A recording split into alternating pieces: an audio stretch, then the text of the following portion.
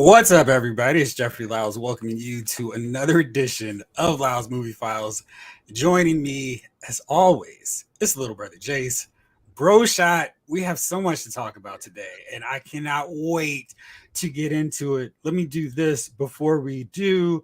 I need to go dark green to match my just hatred of what's going on in MCU. There we go. Scroll green. And while we're at it, let's welcome to the party the one and only Chief. Chief, how you doing, sir? How you fellas doing today? Doing good. Standing, and we're not alone, of course, because in the studio, in the chat, we got the man himself, Blake Tarpley. What's up, man? Blake, what's up, Blake? Welcome back, brother. All right, let's just. Hey, Chief, I may rant for a second, so I just want to know: have you been watching Secret Invasion? No. Okay. All right. Let me tell you this. As much as I've been telling you, you really need to watch Daredevil season 3. We're gonna do an about face with Secret Invasion. I can walk away confidently on this one. Oh yeah, absolutely. Yeah, listen, they don't tell me every week that they're on. They don't. Lies. Wow. I don't. Absolutely. You didn't send an update last week. I figured you guys wanted to go it alone. So maybe pull that text up. So whoever you sent the text to last week, it wasn't me. Probably vacationing somewhere. All right. Well, Chief, I'm wearing my shirt here. It's a symbolic gesture because this is my solidarity to Marvel's Cinematic Universe phases 1 through 3, better known as the Infinity Saga.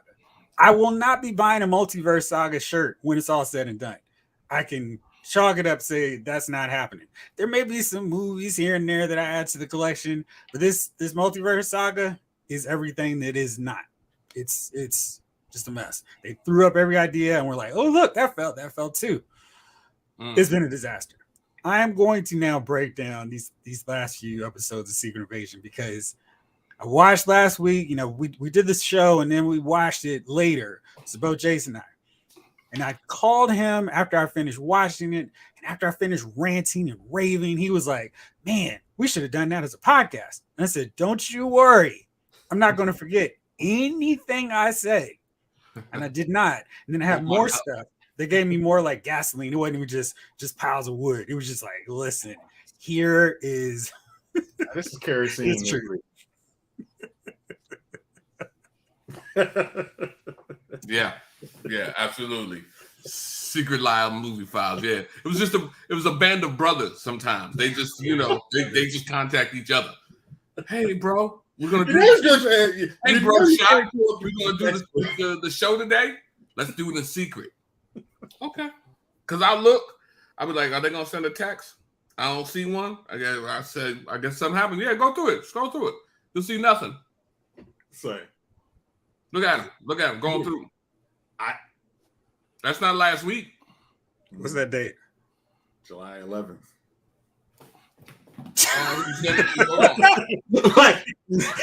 You were absolutely. You're not going to get the Anakin on me, liar. No, I make sure to send that out every week. And the crickets that I get greeted with, see, this is the truth, Blake. This is behind the scenes of Lyles Movie Files. He's checking, he's scrolling. While you do that, these last 2 episodes of Secret Invasion have been absolute trash because it goes on the premise of, hey, oh, you see the nod, receipts, exactly, keep them. That's why you don't delete your text, Blake.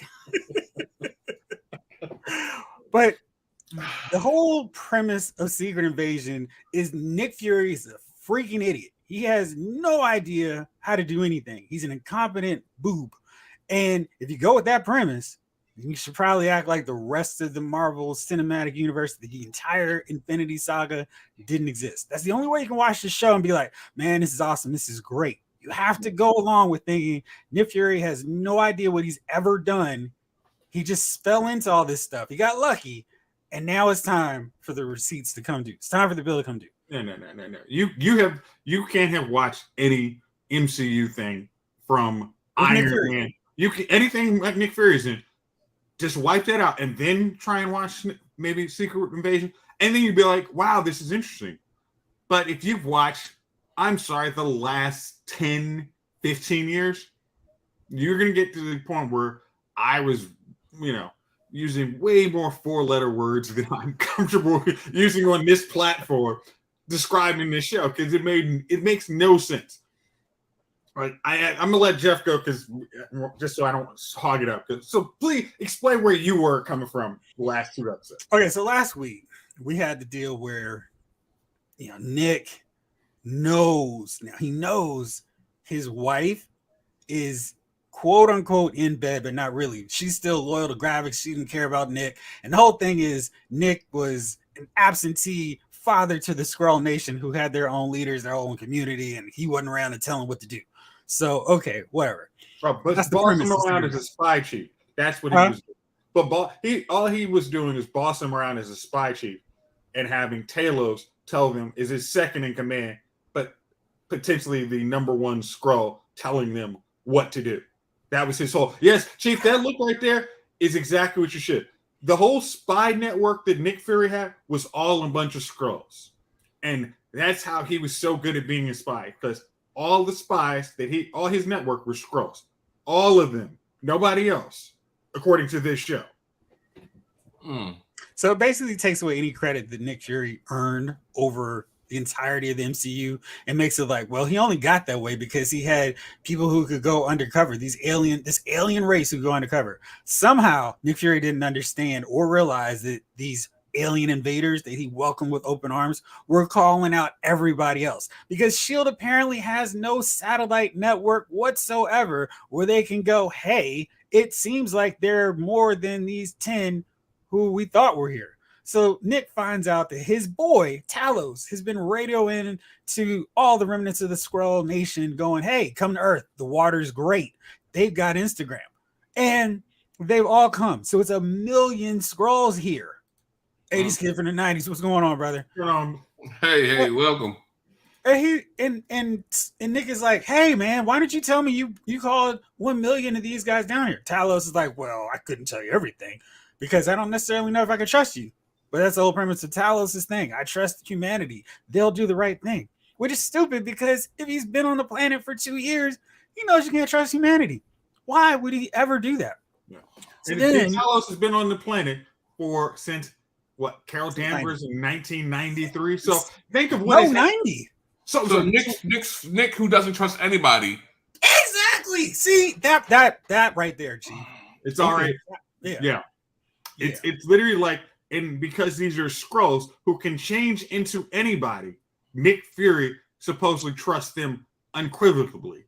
Because which of course raises all kinds of questions because it makes zero sense. We watched Agents of S.H.I.E.L.D. You didn't have to go past the first season. You saw Hydra infiltrated S.H.I.E.L.D. and Nick Fury was right there like, we got to stop this. He saw everything happen in Captain America the Winter Soldier. The dude was working on 3 warships that would take out potential major targets before they became targets. Captain America said, hey, Nick, what are you doing? He was like, well, let me tell you about my granddaddy. Granddaddy loved people. He just didn't trust them, which means by virtue, Nick Fury doesn't trust people either. So if he doesn't trust people, why would he trust alien invaders or aliens that he doesn't even know who they are? Impersonate anyone. And again, the idea of there being 1 million Skrulls in the world, this whole premise of the show makes no dang sense. Because the Skrulls can 100% impersonate anyone. There's no limits to who they can impersonate. Well, the limits are the writers.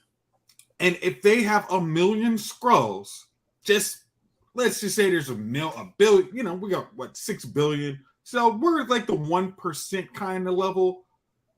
They can get into every government, switch out people. Everybody can be a Skrull, and they could, in essence, be running the world. And with that premise, only girls run the world. Like Nick Fury would have had no trust for the Skrull. Basically, as I said last week, he would have used the exact Bruce Wayne,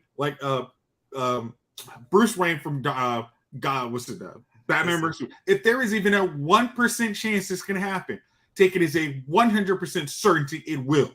And Nick Fury from Civil War, after getting played by Hydra, would have hell no said, I'm not Civil War, Winter Soldier. Winter Soldier. He would have never let more than 10 Skrull be on the planet if they were this good, let alone be a spy network. He cannot actually 100% track where the heck they are at any given moment, At all. especially because using well, then here's what you're talking about with Civil War. What? How? I mean, it's the same deal as the Sokovia Accords. Well, if you got Banner and Thor running loose, if I lost a couple of nuclear warheads, you bet heads would roll. So it would be the same thing for a dude in the government, and the president knows that they're Skrulls. So why would he have no safeguards, no anything? And this is where, if you've been watching Agents of S.H.I.E.L.D., just the first season alone, he has Fitzsimmons. Hey, we have these aliens who are part of our network, but I don't necessarily know if they decide 1 year, 1 decade, they want to go rogue. I need to be able to have some safeguards to protect us in case, they're my boys, just in case they go rogue. So he got to have Fitzsimmons whip up and just something in his eye patch so he could just look around. Oh, that dude right there, he's a Skrull. Her, she's a Skrull too. None of that. He never does that. He doesn't have Fitzsimmons whip up a tracker so he can trace them with a little microchip that he puts in their soda. Oh, there they go. Nothing like that. And then it's just, hey, man, he's hanging loose. Who knows? And then, more importantly, he has no neutralizing agent whatsoever. Where if he just shoots him with the ICER, which was a really big thing, season 1, Agents of S.H.I.E.L.D., this is how long this has gone back. S.H.I.E.L.D., Nick Fury being paranoid, super paranoid. Just have an ICER that taps in, neutralizes a Skrull, and be like, oh, look, there's an alien for you. Again, in season 1 of Agents of S.H.I.E.L.D., he is dead, quote unquote. So he's so paranoid, he fakes his own death. He's not letting, it's like, he would have at least had one secret clandestine unit of literally knowing exactly. He would have had one unit knowing, hey, 100%, there's Skrull on this planet. We need a solution to deal with them if they go rogue, or everybody on this group needs to know who they are, because it seemed like Maria Hill, like in the first episode, had no idea there were Skrulls. Like, I'm sorry, like Maria Hill's running with me in space. How did this is his real number 2, and he doesn't know space with him. Like, come on, like like that doesn't even like. And what is again? And this space thing should literally have a way to track 100% who the Skrull are. It should have DNA markers or something to track Skrulls. This does not make sense. Or any aliens, because it's like, why do you have a satellite in space? What are you doing? Aren't you keeping an eye on Chitauri, Thanos' Black Order coming back?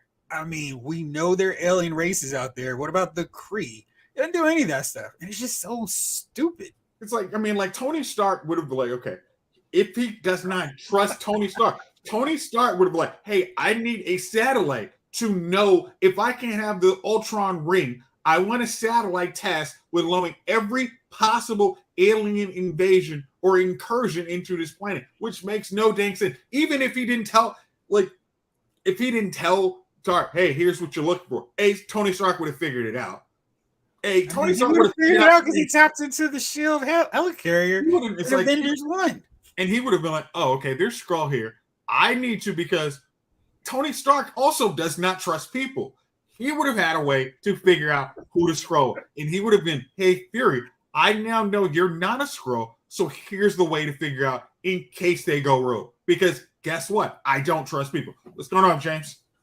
Well, the thing is, what's up, James? What's up, James? The thing that's really crazy is every episode, it feels like the writers are just flying by the seat of their pants, not caring or not knowing or not having watched everything that happened before it. It's like, here's an idea. The Skrulls, like maybe they watch Captain Marvel and they've been told to write the show based off of that, because that's the only real way it makes sense. Where it's like, okay, sure. But Tony Stark would have been like, yeah, I don't know about this Skrull thing. I need to do some more digging. But for sure, who would not have become a Skrull? Rhodey, because he would have told Rhodey and made sure the armor or had something on him. Maybe it was just a tie clip that Rhodey didn't even know about. Oh, okay. This is stopping me from alien invaders taking over my body. It's like Pepper all over. Like, it's like I think you told me that they made sure the writers did not read the comic of Secret Invasion, but it's like you had to also not put them in a room and be like, here is, again, this is what annoys, I think, the crap out of me whenever you do any of these superhero stuff. It's like, when you're trying to retcon stuff and you're like trying to pull that fast one, like, haha, see, this is the thing you didn't know. It's like, does it make sense? Like, all right, test these theories out and then get somebody like us to be like, does that make sense for this?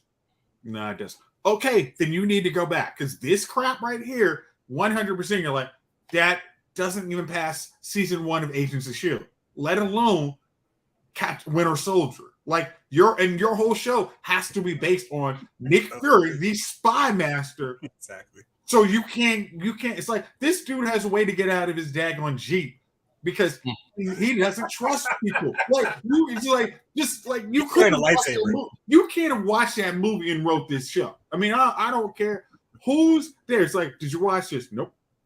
Then what the hell are you writing the show for? Like, this is the biggest thing about the most paranoid dude, which we expected this really good spy thriller move, counter move. And what we're getting is how many L's can Nick Fury take before he punches back? Like, he loses his whole allied team is gone by the end of episode 4, and we got 2 more weeks to wrap it up. It's like, no. The season finale is next week. That's why I said in 4 episodes, he's taken all a bunch of. This last one was here comes Nick Fury. What does Nick Fury have? Who's afraid of Nick Fury? This dude you showed us, nobody should be afraid of. Like, he can't even get through the door. Well, I don't need to care about this dude. Like, come on. Chief, it's been really wild. I mean, because it doesn't make any sense. So from this episode, it was bad. He found out last week that Rhodey has been taken over, captured. There's a Skrull impersonating Rhodey. Now, the biggest question with that is, if Gravix has this plan to take over, infiltrate everything, why stop at Rhodey? Like, Rhodey would have been at some point been in a room with the president where nobody else was there, or 1 or 2 Secret Service agents. And really, for Skrull, just shoot the 1 or 2 secret agents. No problem. Have him replaced by the janitor who's the Skrull, and there you go. Why do the Skrulls not take over the president, the prime minister, everyone of note? There's no need to do this. Hey, let's convince President Ritson this. It doesn't make any sense. It's like, if you were right here in the same room as a president, why are you going through all these hoops? Our plan didn't work. What are you, Cobra Commander, coming up with a scheme in 1980 in an episode? Okay. Come on, dude. And the thing is, like, they have the real people on ice, so they can actually get, instead of like the original version where they could just get like the last couple minutes, now they can get all their memories. So it's like, okay, we're going, like, the president is in a hospital basically, and we think all of the Secret Service is all a bunch of Skrull. Just replace them. It doesn't. It's like, literally, hey, we'll take them out the back entrance, put them in Gravik, gone. It's just this whole thing. It's like, you made it like, yes, we got one Avenger is a Skrull. So, like, your ball game is you want the whole planet for Skrulls. Like, so take it. Like, supposedly it's yours. There is nothing stopping you. Like, no one knows who the Skrulls are. There's no giant beam that unmasks these aliens, which literally should be the whole point of SWORD, which is that dumb thing up in space. Literally should be, oh, y'all went rogue, press a button, every Skrull is revealed. That should be the freaking day. But no, magically, Nick Fury is getting played like, oh my gosh, the people are betraying me because magically I didn't find them a home world. But why the hell are they even Skrull on this planet if my whole deal is to get them a home world? Like, I thought Captain Marvel was supposed to be looking for a home world. Wow, look at. I like talking about this with Chief, who has 0 hours, minutes spent on this, but he's asking the questions that someone should have been asking the writers. Well, didn't Captain Marvel go? I mean, it was in 90. He had a ton of time. And so what I'm getting is he let the dude on the planet, and the dude betrayed him. No, that's the worst part. His boy didn't betray him. He's been working alongside him all this time, helping him build S.H.I.E.L.D. up. It's one of his junior members who got upset and was like, well, Fury's been gone 5 years since the blip. I need to take over and make everything better for the Skrulls. I don't understand what's so bad for them. They have a little community. They're chilling. They can do whatever the heck they want to do. It's like, you want to go back out, find a new planet so Galactus can go devour it again? Like, I don't understand the need for them to go home, why they want to start a war. Like, there's no reason for why the Skrulls, who were the good guys in Captain Marvel, have suddenly taken this drastic heel turn just because Nick Fury wasn't around to pick up their calls. I mean, it's like, he didn't ghost you. He had been turned to dust. At this point, like, if you guys got to 1 million, I mean, just saying, like, if you were in a basically terror campaign against some country, I mean, some world, and they want to wipe you out down to the last molecule, I'm pretty sure that Kree would have found out you actually were existing at 1 million Skrulls on freaking Earth, and they would have said, oh, word. Like, again, Ronan would have said, oh, gosh, I got a mother load of these. Like, I mean, somebody would have figured out, hey, there's 1 million Skrull on this one planet. We need to take them out before they Skrull Empire come back and we got to wipe them out again. They don't have a homeboard. They don't have an army. They don't have crap. So this episode, Gravix had a little bit of a revolt because his crew was like, hey, dude, you're going a little too off the chain here. And somehow it was just such a random thing. It was like, hey, have we had Gravix kill somebody yet? No, let's fix it. So his number one dude is like, hey, you haven't gotten the powers yet that you said you're going to give us. And he gets killed for raising a legit question. I mean, like, what are you doing? Okay, Jeff, you say a legit question. Okay. Nobody else knows the grand plan of Super Skrulls. He was in there. It was in the room with the scientists. He knows what that grand plan is. That one dude, yeah. But again, hey, we have enough of X, Y, and Z crap. Dish it out to the soldiers. Like, but also, why do they need powers when they can just infiltrate anybody and take control? They could send the Avengers who aren't even around. This isn't like, what was it? What was it? New Krypton, where they actually have like some PTSD because they're actually like, hey, Brainiac might come back, so we need to actually have powers to defend ourselves. Like, if you have Avengers level power, what's the end game? Like, oh, we'll get Carol Danvers because Carol Danvers, we've decided, is the most powerful person in the universe. Like, let me talk about some of the writing, the dialogue on this episode, because I don't care most of the time, but I felt like this was really weird. And maybe you guys can tell me if Disney Plus released some statistics and said, hey, did you all know that 99.999% of our audience were women? Because it felt like it based on the way they were writing some of this dialogue. So here's, let's see, one line.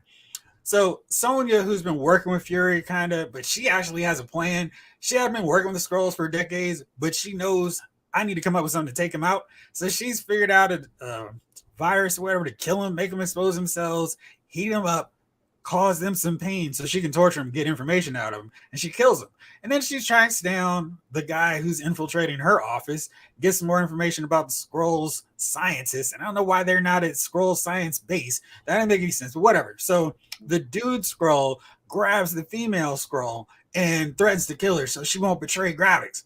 He is staring at Sonya. He's got his buddy. He got the gun here. Sonya's like right that far away from him. And he goes, I'll kill her. I can't let her betray Gravix. So then Sonya says, the males in my species are quite similar. If they're not busy gaslighting you, they're threatening you with murder. It was really weird because it's like, what is the point of that dialogue here? It didn't make any sense. It was like, are y'all kidding me? Okay, well, let me start. What up, Keith? What's going on, Keith? Like, I'm trying to figure out. We started early in the scene. It's like early in the episode. We have a scene where Fury has a gun to Rhodey's face. It doesn't shoot him. It's like, I literally know you've tried to literally have my wife kill me, and I'm not shooting you. Like, because again, this is before the Secret Service agent could do anything. So exactly what Olivia Colman does to shoot the random skull in his hand, you can literally do too. Like, hey, guess what? He's a Skrull. Like, oh my gosh, I was so annoyed with this episode. I'm like, hey, Chief, can you tell Jason's annoyed? Yeah, I can see. Well, and as long as it doesn't change into the WB and there's a frog dancing across with the top hat. This felt like, to 80s kids' point, it really, really felt like I don't know what they were doing. Keith, you're reviewing later, but I still like it. But man, I really like those first two episodes, and then I don't know what's happened because I think if Nick Fury wasn't, if they didn't write him to be incompetent to make the bad guys more of a threat, I'd be on board with it. Like, oh shoot, how did all this happen? But they started adding stuff to the previously established mythos. That's a problem because they didn't cover themselves. They didn't go, Fury's already gone through Hydra infiltrating Shield. How in the world would he ever let that happen again? But yeah, and I agree with you. Sam is doing A+ work, but I put it down to a D. Roberts, Infinite Realms, what's going on? Okay, Olivia Colman shooting her boss was the main part of the episode I like. She's been fantastic. I feel like, with very few exceptions, the acting has been great. It's just the script has been raising too many questions for me. I'm like, come on. Blaze says, that's Disney for you. They're told ignore the old stuff.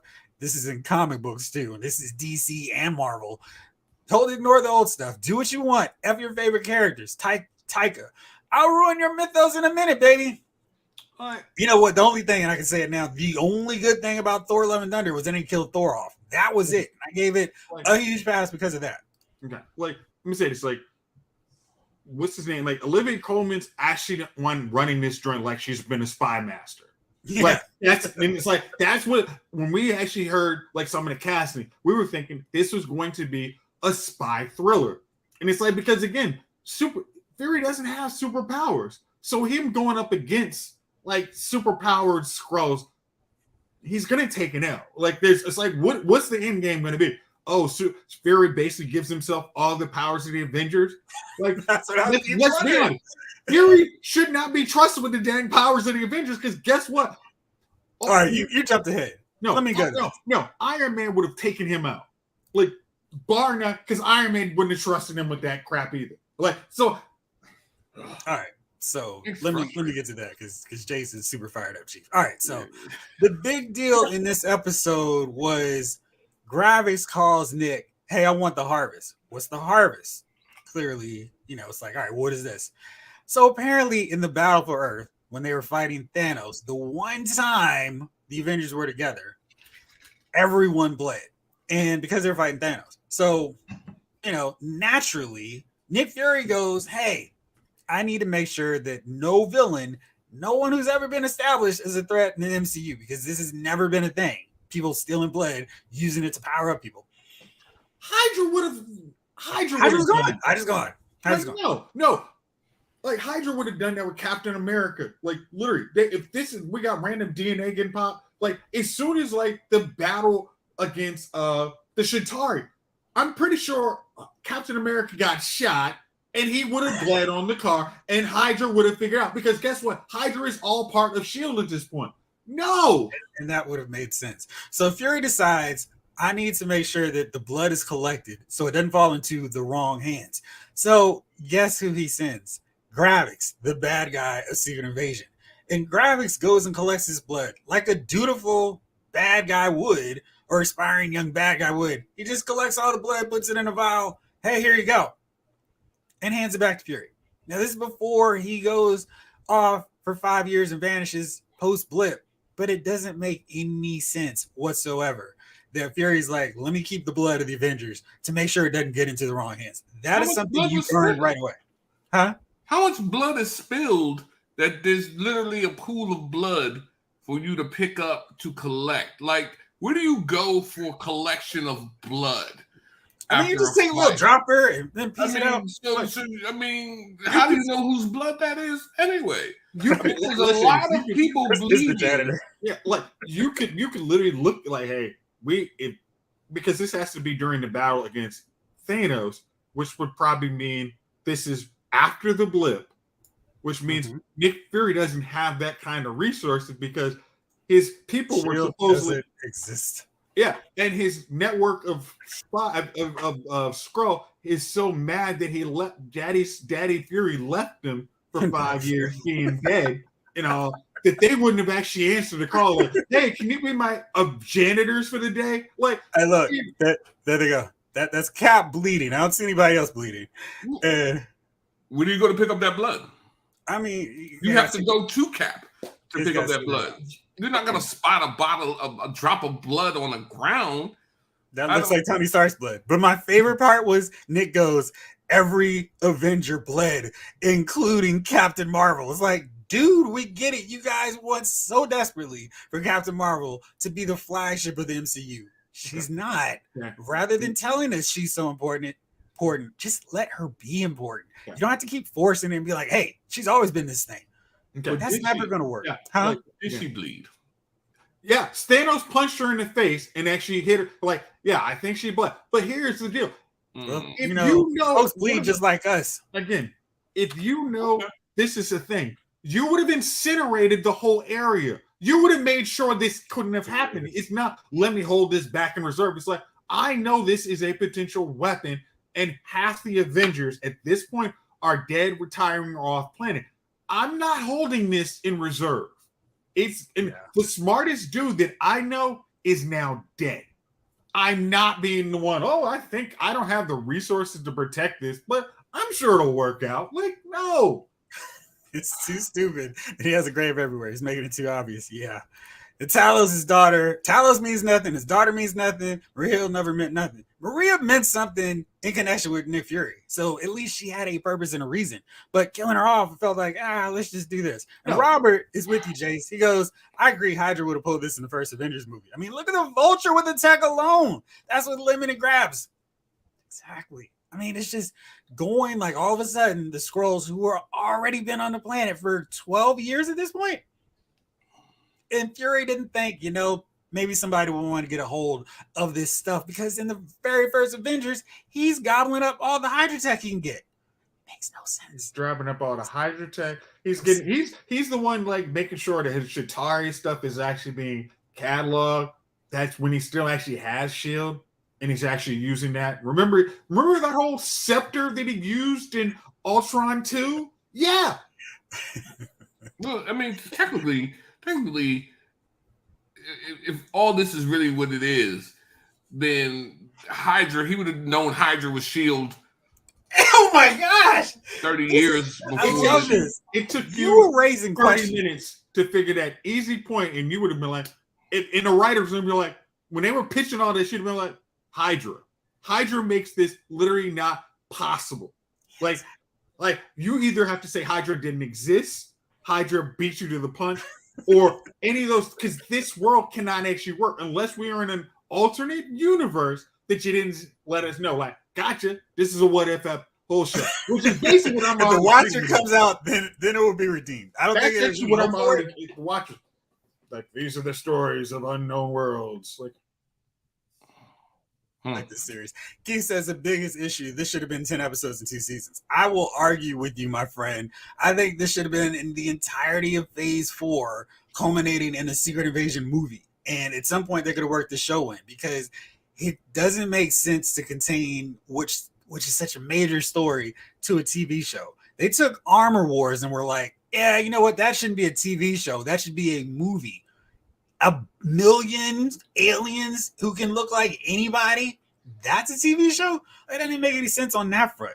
Okay, like here's and then I'm gonna go back to something I talked about months ago. Like, Secret Invasion was when you could have brought all of the Agents of S.H.I.E.L.D. back, and you could have had Daisy, you could have had all of them. Like, you could have had Phil Coulson come back. Like, oh yeah, I didn't actually die. I got replaced by. Remember when I was alone with the Skrull for a second? They'd actually replaced me, and I've been just. Grant Ward was a Skrull.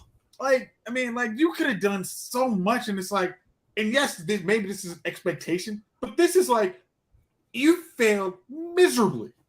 Hey, what if Trip were a Skrull? Because he couldn't turn back to a Skrull because he turned to dust. Again, Quicksilver, Quicksilver. He was replaced when he actually. Quicksilver. Yeah, it literally is like we had a Super Skrull test serum. We tried it out, and that's how I got shot. Like, ugh. That absolutely is it. I mean, this thing is just so infuriating because it doesn't need to be stupid, and it's just been really, really bad. I mean, there are other instances where the Avengers bled. They bled in the Battle of New York. They bled in Sokovia. Tons of them. They could have all been Super Skrulls running at super speed because Quicksilver was bleeding all over the place. They could have had Hawkeye and gotten his super archery skills. Yeah, making sense. And then Civil War, where they're fighting in the German airport, could have used that blood because They just Tony called Stark them all in for physicals. I mean, technically, that's like, yo, so to go, and that's what I'm saying. Like, if I remember correctly, that battlefield was like a rusty brown. Right? Which one? Which one? At the last one where they fought Thanos. It was the Avengers compound. But it was rusty brown, like the It was all Oh, dirt. scorched earth because they Again, came like, through with the ship. Thanos had dropped a bomb on it, and basically it was all a bunch of dirt. Right. So that's what I'm saying. It wasn't even nowhere where you could look down and be like, "Oh, there's blood. There's blood." You know what I'm saying? Because the whole place was a rusty red. I don't know. Okay, listen. Because I was like, yo, I'm not gonna watch it, and I knew that I was doing the right thing. You know how sometimes you be like, yo, I know what they want, the people want, but this is the right thing, and I didn't watch it because I knew this was gonna be the right thing. So at this point in time, he's a Skrull. Is that what we're saying? Ooh, Rhodey's a Skrull. I don't know. I mean, but I'm saying Rhodey's a Skrull right now. Yeah, right now. So the actual real Rhodey is dead, or nah, he's captured somewhere. We don't know. So the Skrull is crippled.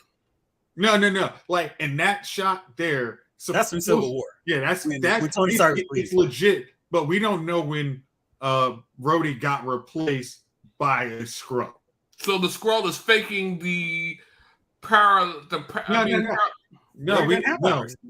Since we don't know when Rhodey got replaced. Like, so when we saw him in Falcon and Winter Soldier, we don't know. We assume that since he's still with the government, that's now Skrull Rhodey.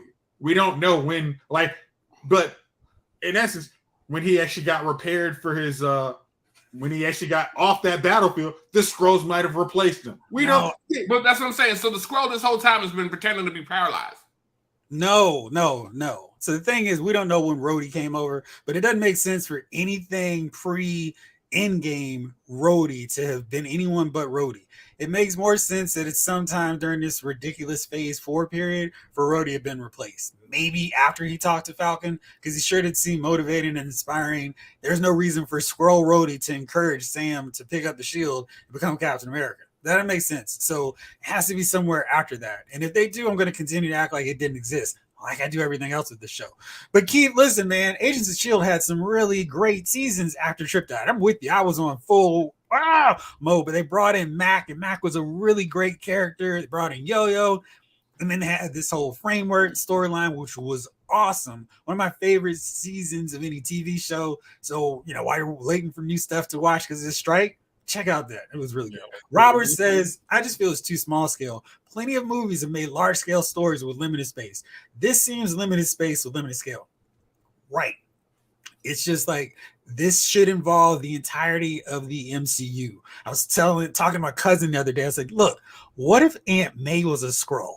Like, there have been people who've been killed off in the MCU, and if they just thought, hey, maybe we should make the Skrull, the whole Secret Invasion, our big thing, as opposed to, hey, look, there's another world. There's another world where this is happening. Maybe this is an alternate world. This is not our real one. That would be better too. But they could have been peppering all through season Phase 4 with these, oh, shoot, this person's a Skrull. If Peter is like grieving, thinking his aunt's dead, and all of a sudden she turns green, he's like, what? Green Goblin, did you do something to Aunt May? And he could laugh and lie. Of course I did, Peter. And of course, Peter would believe him because he hates Green Goblin. And that's the end of it. But we all know, whoa, dude, that's way worse than what you think. Green Goblin's lying to you. That's your Aunt May didn't get infected by the Green Goblin. That's a Skrull. And then just all throughout this whole deal, maybe Shuri realizes T'Challa has been a Skrull. He died, but it's not even my brother. So then where's T'Challa? We don't even have to answer that for later, but we can just rehash it later. And the Green Girl. Maybe what's his name? Natasha. Love of his life back. Maybe so Black Widow. No, the Green Girl from Gamora. So maybe Gamora and Black Widow were Skrulls. I mean, anyone they killed could have been a Skrull, or like, anyone who like they killed could have been replaced. But Marvel. So everybody who died and everybody, you can bring them back now. And I love it. I love it, man. Yeah. James, I didn't forget about your earlier question. I'm going to get to when we wrap this up. I really think Marvel's dropping the ball, and I really don't know if they can come back from all of this. Excuse me. Whew. Oh, man. What we need now is another She-Hulk. Whoa. You go too far. Whoa. Both of you go too far. Both you, Chief, and you 82 for the 90s. It's all fun and games. It's real neck and neck on that one. Okay. But yeah, I'm like, I think we all have to hit the point. I was like, yeah, this thing could have been. It has not met anyone's expectation. And you know why? Because Blake said it right here. Earth's Mightiest Heroes did the Skrull story right. And it was so big, it incorporated the Fantastic Four characters like, oh, shoot, everyone. They made Captain America a Skrull. And it felt big and epic. They didn't wrap it up in 6 episodes. And if they did, they were an amazing 6 episodes. That was a whole I thought that was a whole season. It was most of the second season. Because it was the cliffhanger at the end of season 1. Mm-hmm. And that's what gave you an anticipation. It's like, oh wow, the big dude who's running the Avengers is actually a Skrull, which makes again it had gravitas. Like, oh wow, this is actually a thing. And as much of the MCU, it's like there's a whole secret world. It's like, so what? We've already seen these things. Like, you could literally have it's like adding in Skrull death, like dispersed Skrull, like, and Nick Fury, who supposedly is the spy, would have been like, yeah, I've had my suspicions on these guys. Here's my back channel, like, here's the secret Skrull council that I had implanted in Skrullas to make sure they were on the up and up. It's like him getting played so stupidly, even though he's been gone 5 years. It's like, what are you doing on Sword for 5 years? Like, you didn't think to look down at all? Like, come on. Oh yeah, I got a wife, but yeah, I'm good on her. But I'm sure that'll be okay. Like he said, the mature flirting with Vara was giving Nick. He was just saying like that was the best part of the show. But for me, I don't really care about Scylla and Nick because Nick hadn't cared about her. You can't make me care about a character just from like, hey, look, all this time he's been with her. So what? She didn't matter. He didn't go home, check in. I mean, Hawkeye did that deal. And we teased that to a point where it's like, okay, what's going on? And then we got it paid off really fast. There's no mention of that. It was weird. And it was weird. But Keith is one of those fans that likes She-Hulk. So that's awesome. Somebody had to. Blake says somebody had to. They could have introduced the Fantastic Four, the Super Skrull. When Gravik cut the knife through his hand and it glowed red. I thought for a second that's the Human Torch power. It's really weird because to me, through the first 3 phases, granted, not a fan of Iron Man 3, I thought everywhere else, they changed things, and I'm like, oh man, you could have made Hawkeye more fun like he was in Earth's Mightiest Heroes. He could have been a bit more cocky, but I didn't have serious issues. I felt like what they changed, what they did, it worked in the context of their movie universe. And it's not till now I'm like, I think fans are coming up with better ideas. There are better source material you could have used. Avengers Earth's Mightiest Heroes being a number 1 version. It's like, there's something better. You need to at least be as good as that. You can't go, well, we have a limited TV budget with live action because we've got Oscar winners here, so we can't do but so much. You make it a whole phase, spread out the love, and then worry about the multiverse that no one cares about later. Yeah, you could, unless you were worried about making sure they didn't get a giant cut of the residuals by having this a movie where we don't have to pay Emilia Clarke movie money, we can just pay her TV money. But it's like you've done it's like even her. Emilia Clarke is like, I don't know what your thought is of Game of Thrones, but she was awesome as an actress in that show. Like I thought she was really good, and it's like she's been very good in this. But it's like y'all waste at this point. I feel like she's in this movie. She's in the she's to say she's in it is kind of a. It's like if you heard, oh yeah, Daenerys from Game of Thrones is in the show, you'd be like, oh cool, I'll check it out. But she hasn't done anything. They haven't done nearly enough with her character. Again, in the season finales next week, she could have been a character they introduced instead of Awkwafina in Shang-Chi. it's just there are so many ways they could have played this, and I think they just kept it so small scale, like Robert said, and it just doesn't mean anything. And then they're going to try to go, this was so huge and major, but in reality, it's a pocket. Nobody really knows. Nobody cares about President Ritson, so it's not like we're going to miss him or lose him anyway. So it's just okay. Like I mean, like after everything's all said and done, I do think it's like when you go back to watching Avengers Marvel movies, you're not gonna be like, oh, this is required viewing. It's like who cares? I mean, it's like oh, because the Marvels, you might have to like, yeah, I watched the first one. I don't need to care what happens in Secret Invasion. It's like it's whatever. And like I told you, in Secret Invasion, I'm sorry, the Marvels. Let me pull it up right fast here because it's totally going to make it. This does not matter.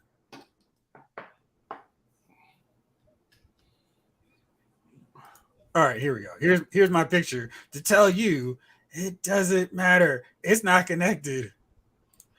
Here, this is Nick Fury from the Marvels. So much anticipation. There he goes. So, wow, it looks like he got a haircut. Like so why am I watching Secret Invasion? Okay, to me it looks like that looks like Nick Fury. Who the dude I'm actually looking at is probably Nick Fury, who's been a Skrull and they dropped Skrull Nick Fury onto the planet. Nick Fury's been chilling up in space still. Like that's gonna be the whole big twist at the end of this. And like, haha, see, we didn't get you. He wasn't this stupid. Or maybe the person he called was actually Nick Fury. You're right. I mean, like I say this, like, I do not like the fact of the writer's strike and the actor's strike because I think the actors and writers are going to get screwed. We'll get to that. But this is a dang on time. Marvel needs to 100% like, hey, this is our opportunity to make better content, less TV, focus on good writing for movies that we have. Because even Bob Iger was like, yeah, we probably shouldn't have dropped too much TV. But it's like this point, it's like, yeah, cut all the TV. Like, you don't want to see Jeff. Tell me if I'm jumping ahead. Like, I mean, no. It's I think they've made way too much TV, but the real problem is they made too much TV that doesn't matter. Like before, there was a real straight line from Iron Man all the way to Endgame, where it's like, oh man, I want to watch Endgame, but to watch it and to really appreciate it, I need to watch all these movies beforehand. Oh well, those movies are all really great except for Iron Man 3, and I'll happily watch them. Now, since Phase 4 began, and I'll go with Spider-Man Far From Home as the epilogue, and to Endgame, there hasn't been a lot that's been connected. And you can say, well, they did this in Multiverse of Madness, and Spider-Man No Way Home was tied up in there, and Loki was. So you've got these three things, but then on the other side, you've got Moon Knight, you've got Falcon and Winter Soldier, you've got Miss Marvel, you've got Hawkeye. Stuff that doesn't matter whatsoever to the multiverse. So it just doesn't connect. And it doesn't matter. We got Black Panther, Wakanda Forever in that. And I like that, but it doesn't matter to the multiverse. Thor, Love and Thunder doesn't matter to the multiverse. Guardians of the Galaxy, Volume 3, again, doesn't matter. And then you throw in She-Hulk. So they have too many movies, too many TV shows that don't connect and link. There's no Infinity Stone, Easter egg. There's no Infinity Gauntlet chilling in the background. There's no Thanos going, I'll handle it myself. There's been none of that. We've had 4 instances of Kang, and that was Loki, Ant-Man and the Wasp. Am I going more? Doesn't count. Okay. Right. Like you said, like, and I'm like, the projects they have coming up are like, do you want to see Agatha? No. You do not want to see Agatha. You want to get to, hey, cut me to Daredevil Rebirth. I don't. It's like, I'm scared of seeing that now. Like, I want to see Daredevil. I want to see and get me to the movies.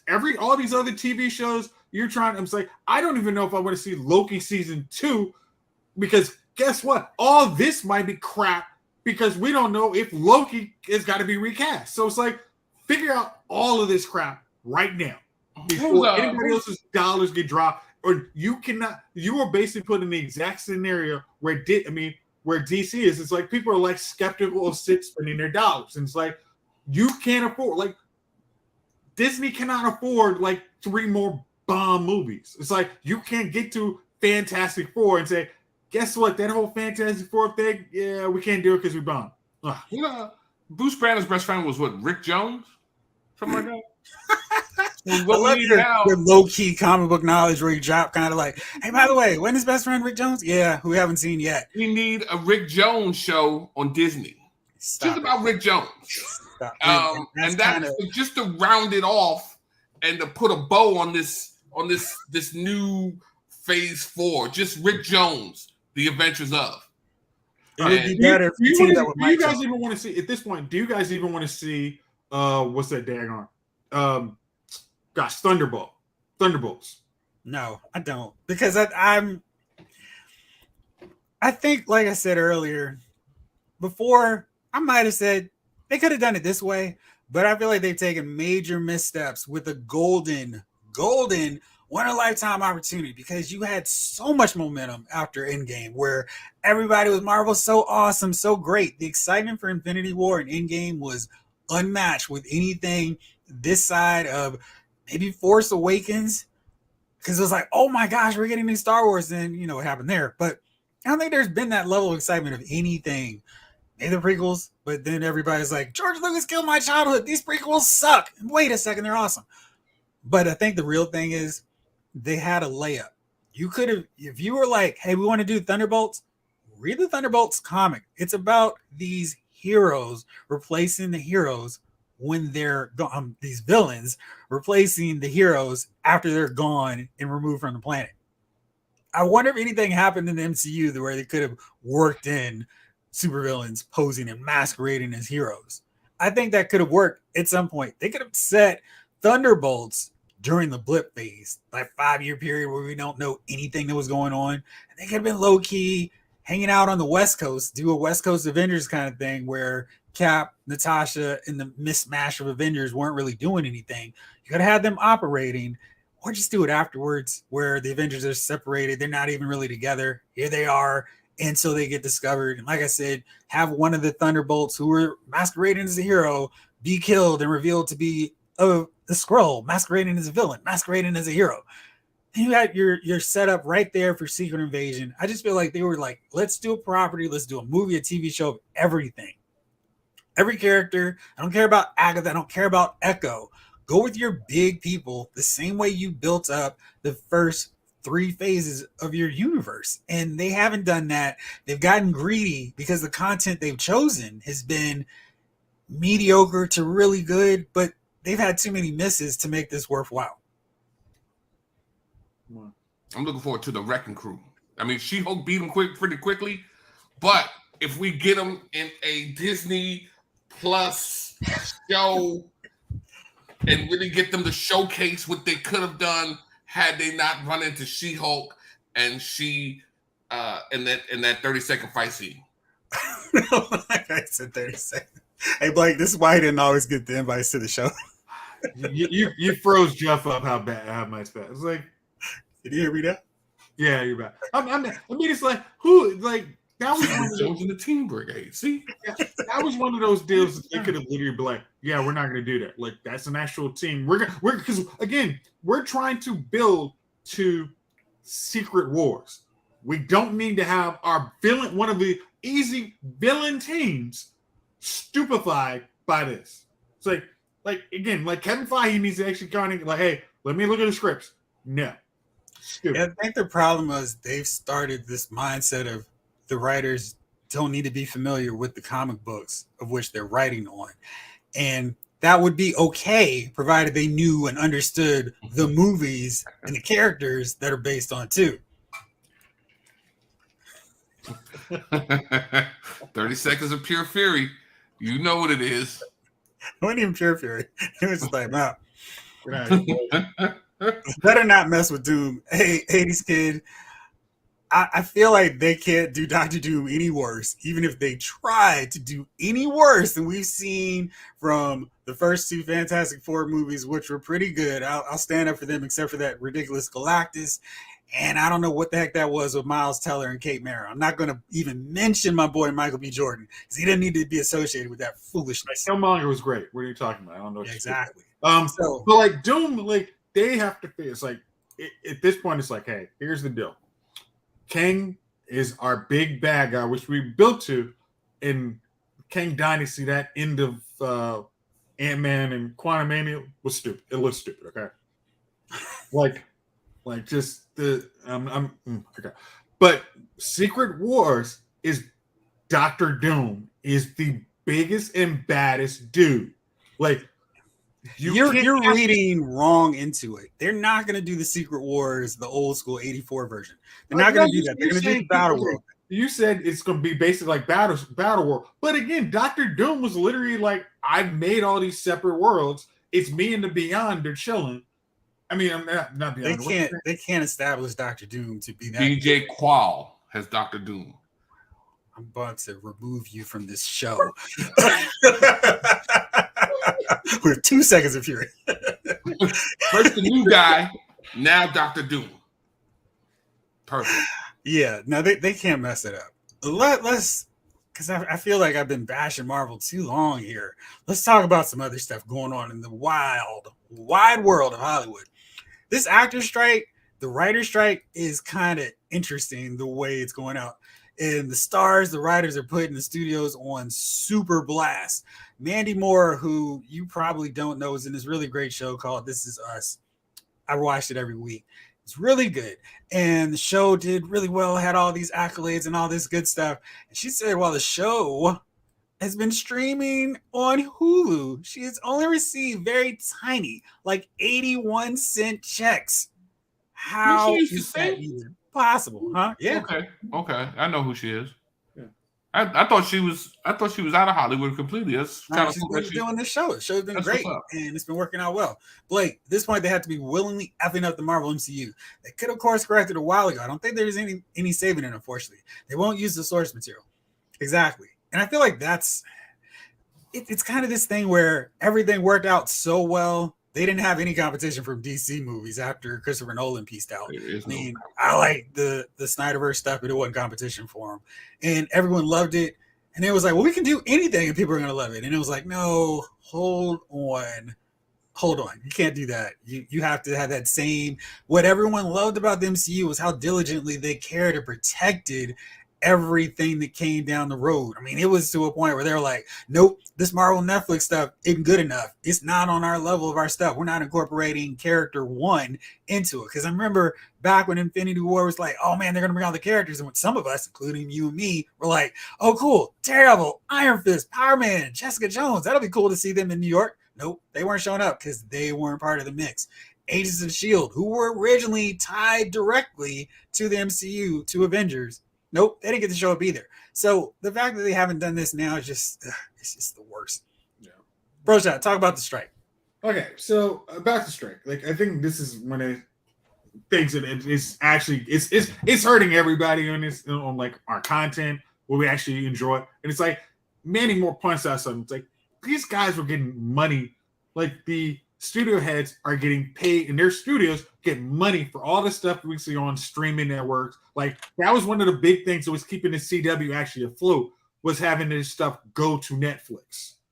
But one of the things is like, oh yeah, we're not paying the actors, so we're basically keeping their creative property, continuing to make money off this, and them not giving any of it back, not letting any of the actors, writers, screenwriters, like all of them are like, hey, we're getting screwed. Like you guys are still making money off of stuff we made 20 years ago. It's like basically like, hey, you got our copyrighted stuff. You guys make money, but we don't even get it. We get a barely like, yeah, they were in it, but they don't get anything. And that's going to end up screwing.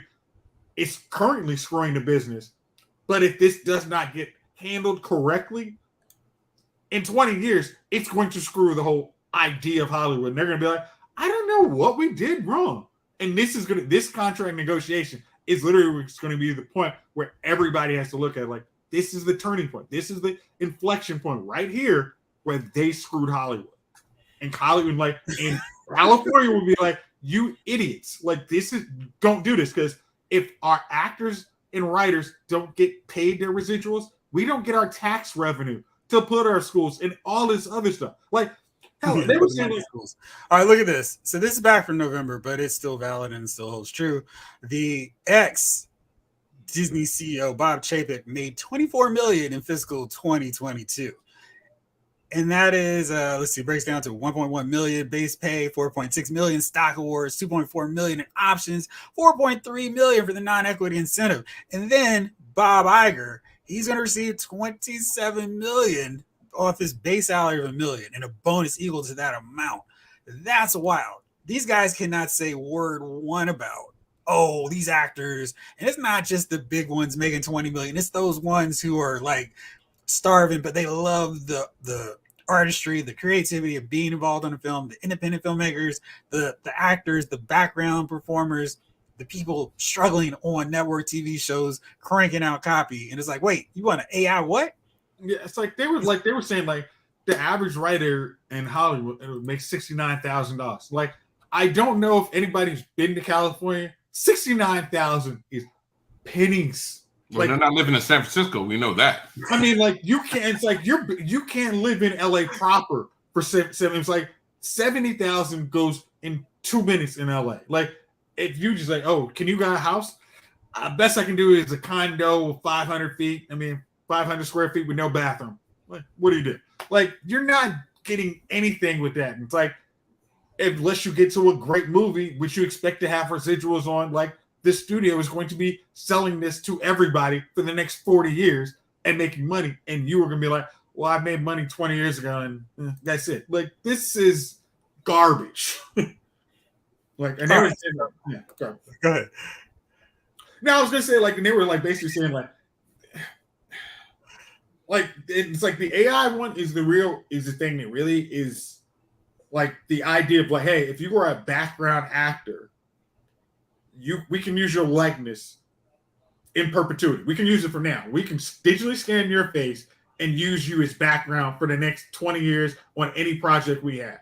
Like, even when you don't look the same way. Yeah, it doesn't matter. We're just going to keep. It's like, and that's basically the pipeline of new actors. Because guess what? You can't afford to get into the next movie if you're not paid on that last one. Like, it literally is like they're trying to screw Hollywood, just even throwing out, hey, we're not talking about doing it today. We're just seeing if Skynet can work tomorrow. It's like, no, like, get out of it. You're stupid for it. Here's something I thought was also very funny and kind of ties into this whole deal.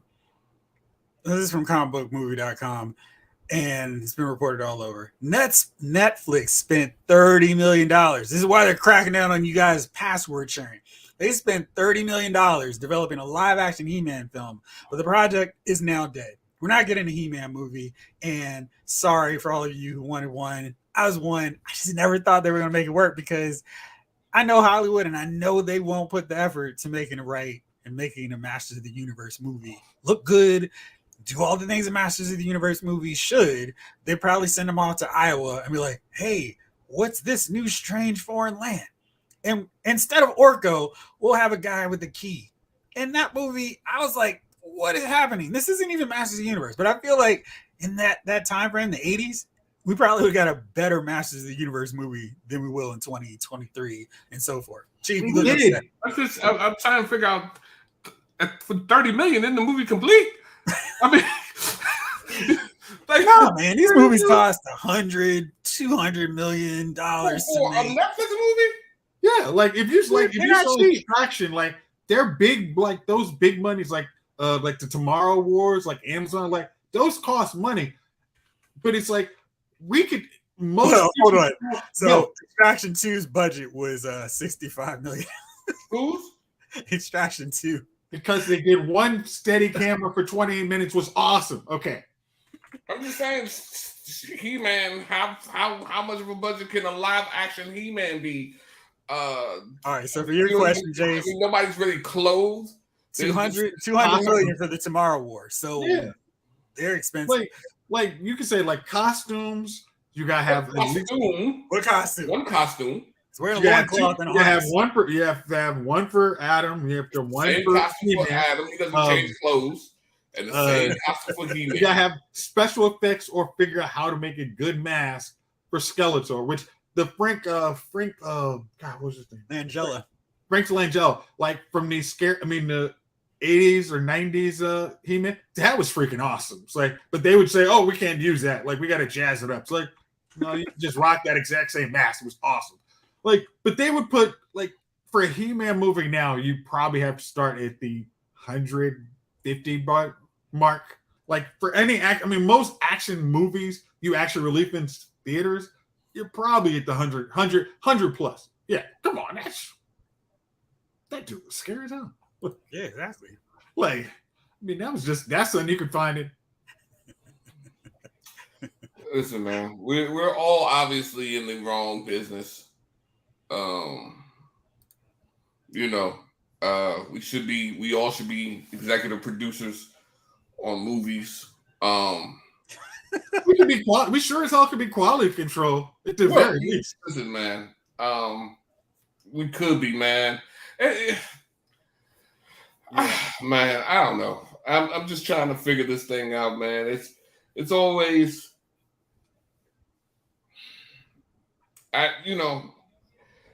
nobody at the top wants to pay anybody about it. It's not even in just movies. It's just period. You got some CEO. He's making. I mean, I remember when the gas was outrageous. First time back in the 2000s when the gas went crazy, and the CEO of Exxon or what's the other BP? He retired, and he took. Pull back to the camera, Chief, so we can see. He took $400 million in stock, and then forever use of the company jet. And people out here making, the dude working at the gas station making, $4.25 an hour, and you walked away with $400 million. And I don't even know, what do you do with at what point, what do you buy with $400? Where does that fit? Bro, can you spend it? I mean, I guess you could try to spend it. I don't know. I can imagine quite a bit. I don't know, man. So, these writers, what are you going to do without your writers? What are you going to do without your actors? The thing is, the truth, like, I actually really like is Sarah Silverman.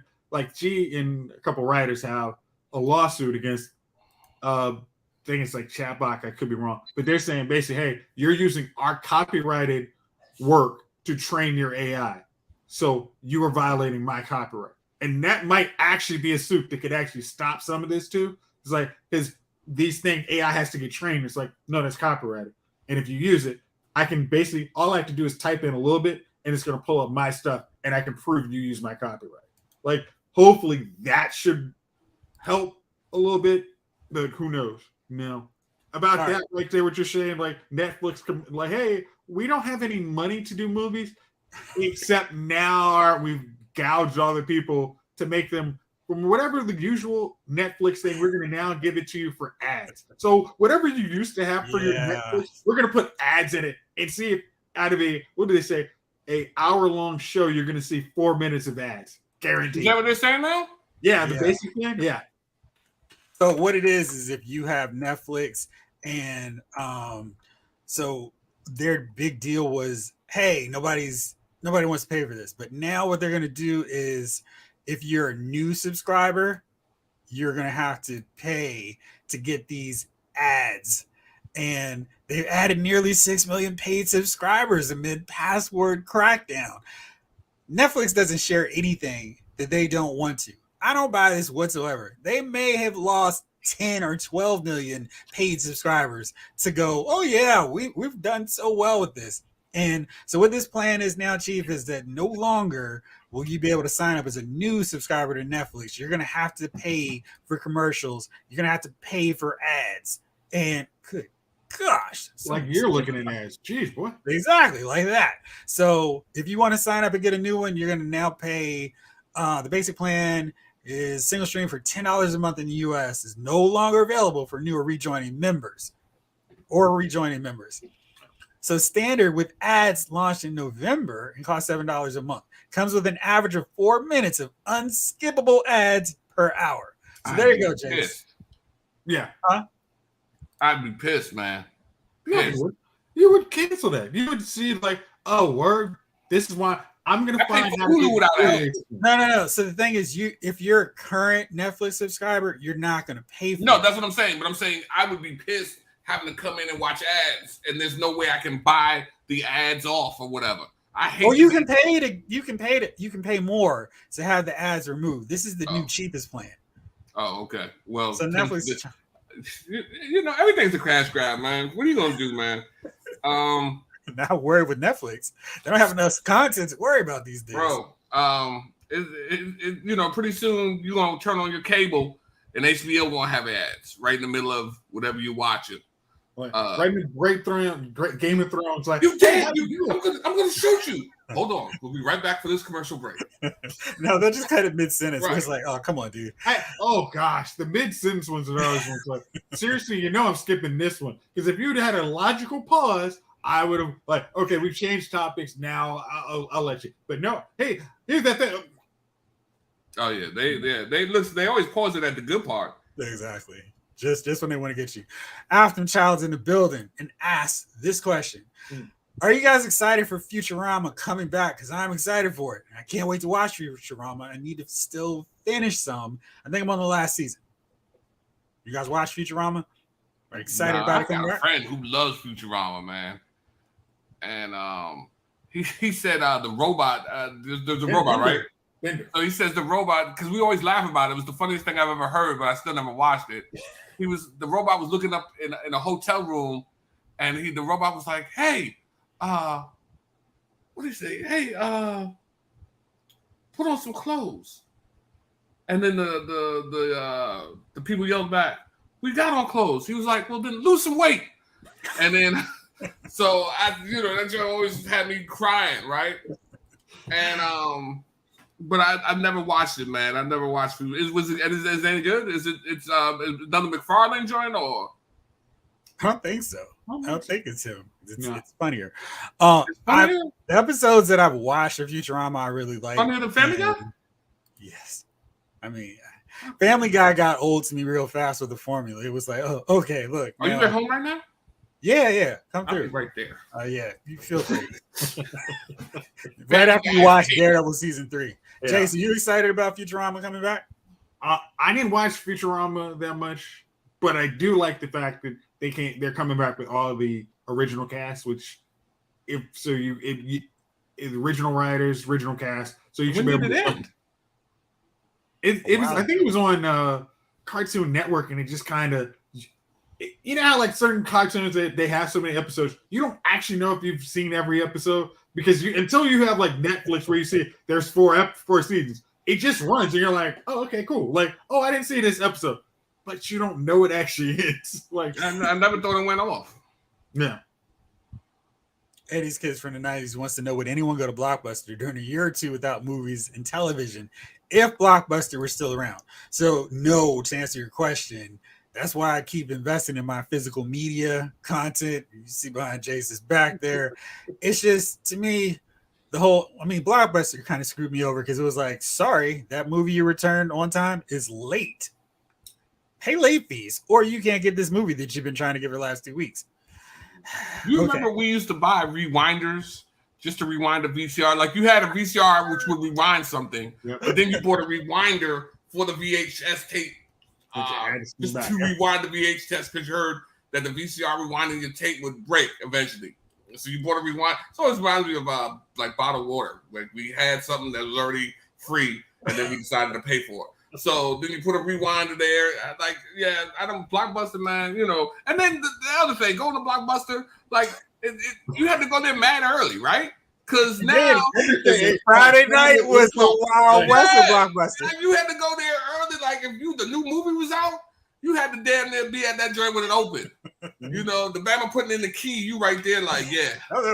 I mean, don't try to get video games too. Friday night after school was like I had to walk to Blockbuster to actually get the actual movie I wanted to watch. Like, yeah, man. And then they make you, if you rented it that night, you had to bring it back the next night or something. Like, if it was really popular, like, he was like, yo, I'll see you right back tomorrow early. Like, damn. Yeah. So now I thought you had it till like Sunday if you got it on Friday. I thought you had it one day with something new. Yeah, if it was like the new movie, you had it like 24 hours. Yeah, you had to bring that gun right back. Yeah. See, that's I think funny it's because Blockbuster we all had that one right down the street. right down the So street, it bro. wasn't that inconvenient, but and I remember when I was on campus, that was just a walk down the street too. But it was like, man, it was no hope of getting a new movie on a college campus. It was like, well, what old school movie do I want to watch? Yeah. But Blockbuster, I mean, it was fun being able to go and get a video game and try it out for the weekend. That was always fun. Got your Nintendo Power. And this was long before just going on and watching somebody play on YouTube and get through all this stuff as we go through the old fogey segment of our episode here. But yeah, that was fun. Or maybe you called into the hotline. What do I do here? I'm stuck. But it was always that thing when you go to Blockbuster, you look to the back wall for the new releases and you don't see that white and blue box. It's like, all I see is the box of the movie. And maybe on that last row, there'd be one copy left. I guess I've won the weekend. You can't even find a video store anymore. They're all closed. Yeah. But to me, that is not something that I need the retro feel for anymore. I'm like, I'm so good being able to go down to the basement, not have to worry about somebody else getting that movie I want to see, not having the wrong movie in there, because that would happen on Blockbuster too. Best Buy doesn't sell DVDs anymore, does it? Well, so yeah, that's like, like you get some Best Buys that sell like that's my big problem. I don't want to get to the point where they say, hey, we're no longer making physical copies. Everything you have to have is on streaming, because just like I keep wanting to watch certain movies, I'm like, hey, can I see the end of what's the Maze Runner? Yeah, we don't have that. But you can rent it on the other streamer that you don't have. Yeah, that's the worst part. The whole streaming thing is it's terrible for bro. I've got Prime, Disney, Netflix, Peacock, Paramount. You got everything, Chief. Oh my gosh. Bro, I've got like 8 or 9 of them. They're not getting you. And the thing is, like, the whole when we were pitched this idea, it was to cut cable. Like, haha, we've got over on cable. They're like, did you? Because we'll just make our own streaming service and take the stuff you actually like off it. Like, oh, hey man, you got served and stomped the yard for $1,000 of $4. That's not bad. Like the Mummy trilogy, I haven't picked that up. Well, the one thing I will give them is they still got a bunch of nice 4K stuff. Because you don't get 4K. I mean, because the 4K, it doesn't really. So everything isn't streaming in 4K. It's weird, right? Because now they're selling 8K. They're trying to push the 8K TV on you. I haven't even got a 4K yet. Yeah, because it's you're like, not even doing 4K. Yeah, not every. It's like PlayStation talking about we're working on PlayStation 6. I don't have a PlayStation 5 yet. You need it to be totally saturated where people are like, oh man, I'm so tired of playing these advanced graphics on my PS5. I need the game now to have people coming out on the screen, walking around in my living room. That's what's gonna make me upgrade, because there's still too many good games on PS4. I've got the little glasses joint with the virtual reality. Yeah. Mm-hmm. So they already come out on the floor with me. Those things are awesome, bro. Uh-huh. You gotta come over and try them. Then you put them on, man. You got the little space, and you can box, you can play baseball, you can fight. Okay, is it like I'm worried? It's like it's gonna come like how everybody loved the Wii for that year it was out. It's like 2 years. Everybody had a Wii. I mean, like we bought that was like, yeah, we got something for our dad for Father's Day. We got Wii, yes. And probably 6 months later, hey, you played the Wii? Oh, it's downstairs. Like collecting, gathering all kinds of. I got the PlayStation 5, but I also have the Xbox Series X, the new one. Which I was telling myself the other day I should sell it because I've turned the thing on maybe 5 times since I bought it. I don't know anyone who has an Xbox. Yeah. You know what I mean? And every time I talk to somebody, I'm like, yo, let's get a game of, why don't you get Gears of War? I'll get Gears of War. We'll go through. Nobody's there. So, we can always play NBA 2K23, Chief. PlayStation just dropped it for free. So PlayStation. It's 2K24 that's going to have the cross play. Like that's what the ad they're showing is like. You can do cross play now. It's like that's really that's the thing. Like it's all based on your servers. Like, why did you not come up with this years ago? Like to actually make all of us want to upgrade to these new graphics. I mean, for me, I don't need a PlayStation 5 yet. I have so many games. And a PlayStation Network is like, hey, maybe every 3 months, here's a great game. We're just going to drop on you for free. So I'm like, I'm not even buying games at this point. They had the G.I. Joe one, Operation Blackout, for $4. I'm like, well, maybe PlayStation Network will have it for free later. So it's a wild system. Yeah. Oh, you still can't find a PS5? Yeah, that's a problem too. Check I don't know if you have Costco where you are. Costco tends to have like a gaggle. They're out now. You can get a PS5. Yeah, like if you got the funds, they're pretty. If you're like, I don't know, if like a Sam's Club or something like that, you probably can go on one of those wholesale places and they'll have them up for you. So yeah. So they're available on Best Buy if you have that option too. Yeah. Man, what's going on? If I get a PS5, my wife will murder me in my sleep. Damn. See, I mean, for me, I'm like, I've got a great game system, but what I do need is that new Storm Collectibles Kano. I mean, it's like, I got to choose between the two. I'm going to go with something where I'm going to use it. I lose it all the time. I mean, the PlayStation 4 does just fine for my video game needs. It's not like Chief is like, hey, let's get on that PS4. He's graduated, so. Well, I got a PS4 still. All right. Yeah. I mean, but also add the other thing is like most people's PS5 literally is a museum piece that has like 3 games. Like it's just a very expensive looking. It looks pretty. Like we saw Chiefs, it looks pretty. They were like, it's amazing. We saw the graphics. They're like, yeah, they look good, but is it? That's right. Y'all did play Madden on it. Yeah. But is it like $500 or $600 prettier? I mean, no. It's almost like the iPhone and then the new iPhone. Yeah. So you know what I mean? Is it really worth another $1,000 a year later? No. Right. The camera. Listen, at some point, your eyes ain't going to be able to see better than what it is. Exactly. We're now at 20K, and your eyes only see the 10. Your eyes only see 4. All the rest of the clarity just loses you, right? So we're coming up on that point now where things is only going to be, they're going to be limited. You're not going to see all these things. You're not going to be able to do all these things. The load times are already fast enough. Certain things are already fast enough. Your internet is blazing now. You remember how it was when internet, like these young kids, they'll never understand the and that thing moving at like 12 KB. You know what I mean? They'll never know. And you were happy when you saw, oh man, I got a great signal. I got 28 kilobytes. Right. Man, and now, I got a gig in here. The thing moves at 980 gigs. I mean, 980. You know what I'm trying to say? Yeah. So, like, how much more do we need? Well, Stigman actually brings up a good point. Like, Final Fantasy 16 is coming out as a PS5 exclusive, and I'm like, wow, that almost makes me want to get one. But I can also wait till it's a greatest hits. And you drop the price of that PS another $300. No, they just package it together so you can get them both. It's $69.99, man. And today's economy, you got to decide: are you going to drive to work, at least for me, or am I going to play this video game? You know what I mean? Metal Gear 3, the remasters of Metal Gear Remake, Avatar: Frontier, Pandora, maybe Resident Evil 4 Remake. Yeah, I mean they have great stuff that's already there. Who needs them? Yeah, so a lot of good stuff, man. All right, well, fellas, it's that magical time of the week, and I have a selection. I don't really know if I feel good calling them a dummy of the week, so let me introduce this while you guys formulate your dummies of the week.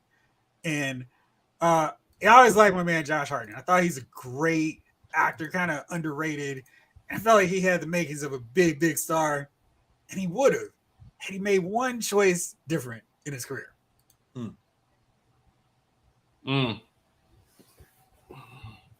So apparently, Christopher Nolan was like, Josh, I want you to be the Batman for my trilogy.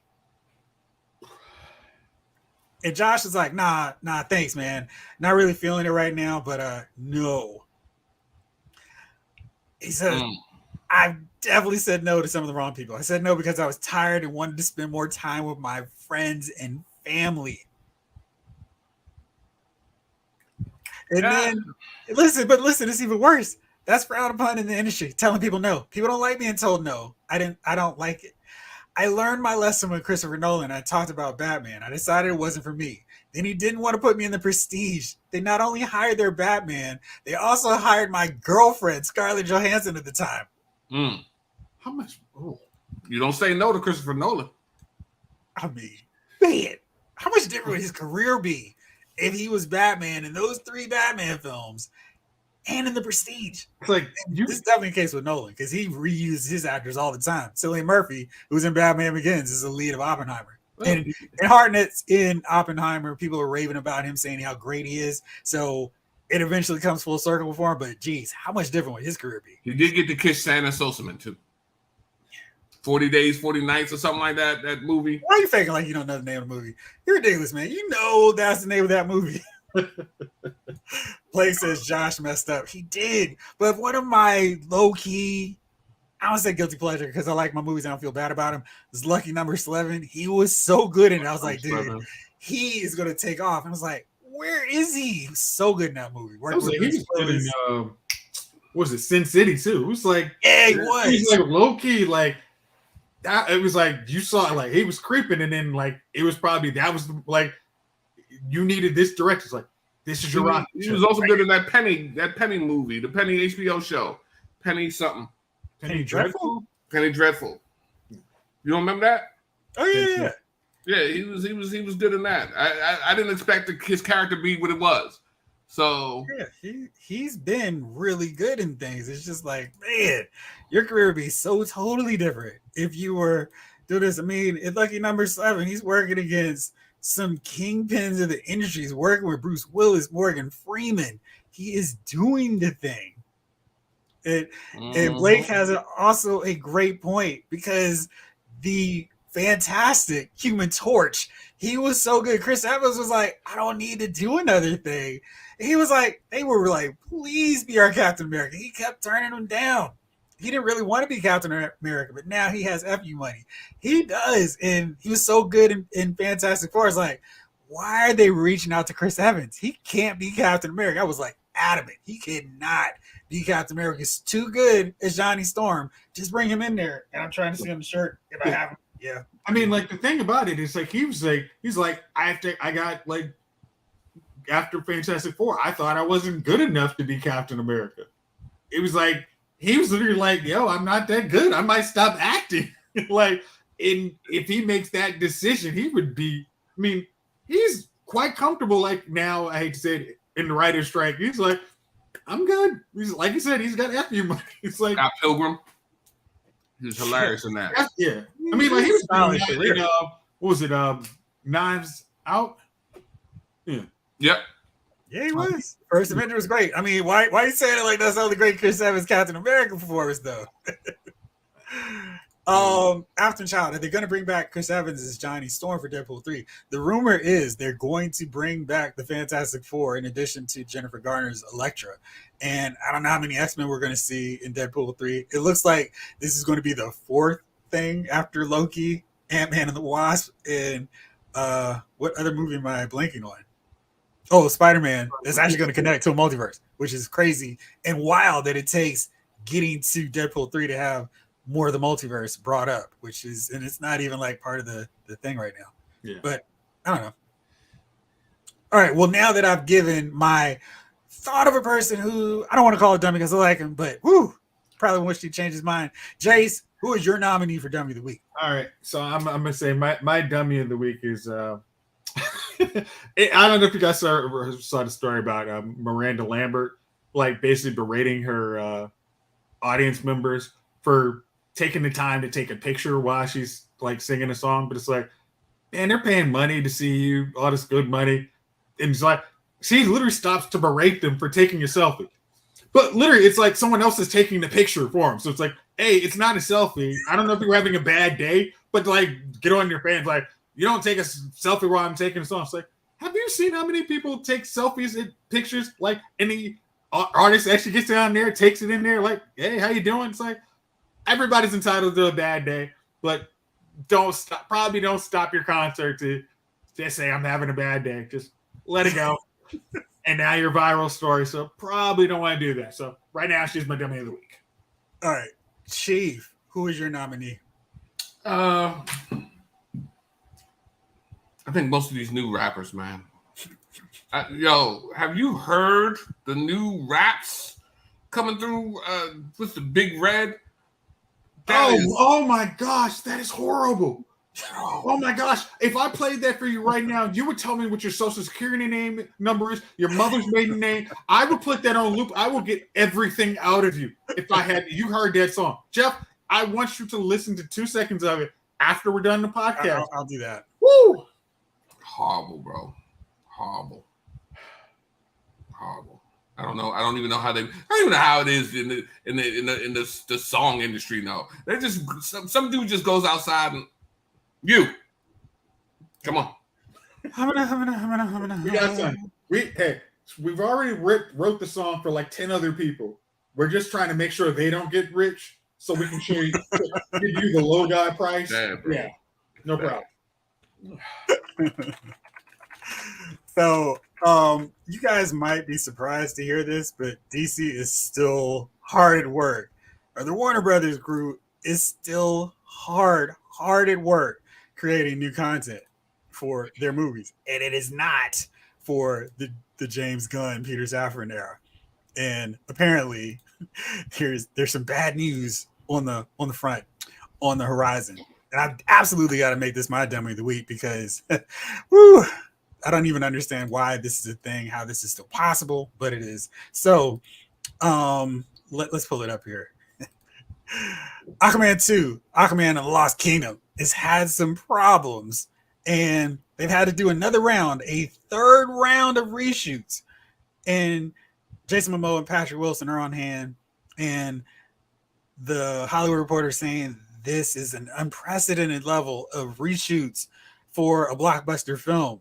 And shooting initially wrapped in January, 2022. And they did test screenings, and people weren't really feeling the test screenings. So they're all right, let's go and fix some things up. And, remember after The Flash, Michael Keaton was supposed to be Batman. And then they was like, well, maybe let's try to do some things a little bit different. And then Jason Momoa was like, I got some big news for y'all. Reunited, Bruce and Arthur. Love you and miss you, Ben. WB Studio Tours just explored the backlot. All right, busted on set. All great things coming. Aquaman 2. All my aloha. And now, apparently, Ben Affleck's Batman is getting cut from that because DC is apparently still DCing, or Warner Brothers is still Warner Brothering with this franchise, with this universe. What in the world, gentlemen, is going on? They're idiots. They didn't have to reshoot any of this. Like, I don't feel bad. I mean, you don't feel bad for Ben? No, because honestly, I don't feel bad for any of them because it's like they now know they're all a bunch of idiots. Like, they don't have to. It's like when you know you're working with idiots, at some point you're like, I'm working with idiots. I accept that in my life. These guys are idiots. Like, I mean, it's like when Henry Cavill's like, all of them, hey, we're bringing them back. Yeah, no. It's like, so why you guys? Yeah, like and again, remember how many folks were like, oh, Batman, Ben Affleck can't be Batman, and we saw it. It's like, oh, it can. I mean, but it's like now it's just like, DC, why are you costing yourself money for something that doesn't matter? I gotta say Warner Brothers. I keep defaulting in, but it is not. It's not the good folks at DC. It's Warner Brothers who continue to drop the ball continually. It doesn't matter. It's like, why could a reshoot? It doesn't matter. You're wiping the whole thing out. Like, why are we? What I mean, it's like there should literally been somebody said it doesn't matter. Like, we can if this is some one-to-one level of cut, just scrap the whole dang thing. Like, why bother? It doesn't even matter. In the end, it doesn't even matter. I don't get it. I'm so annoyed with everything with this. And again, it's because it didn't have to be this way. I could have just said, hey, James, fix what we think is wrong with the Snyderverse. We don't need to recut anybody. The 80s kid says WB is a joke most of the time. Absolutely. Afton Child says, must say they did Henry Cavill wrong because I think he quit from The Witcher to be Superman again. I think that would happen. I don't know it. I think there was some truth to that. I think he was really a big fan of The Witcher franchise property and was upset with the directions they were taking with that. And it was like, well, I got the Superman thing. And Warner Brothers like, actually, we need to chat. What up, Kev? Big Kev in the building. Look, we're Warner Brothers. We're doing a thing. All right. Well, as always, thank y'all so much for hanging out with us. And fellas, thank y'all for rolling with me. And Chief will make sure that you get the invite next week. Appreciate that. Yeah, of course. You know, and look, we've got a whole bunch of people watching us now. We're finally going to move to syndication, and we're going to start pushing products. We're going to get 20 cents residuals, apparently. That's the way it is. Gentlemen, prepare next week for the commercials. There'll be 4 commercials during this podcast. Mid-sentence. Right. All right, y'all. Thanks so much. We'll be back next week. This episode of Lyle's Movie Files has been filed.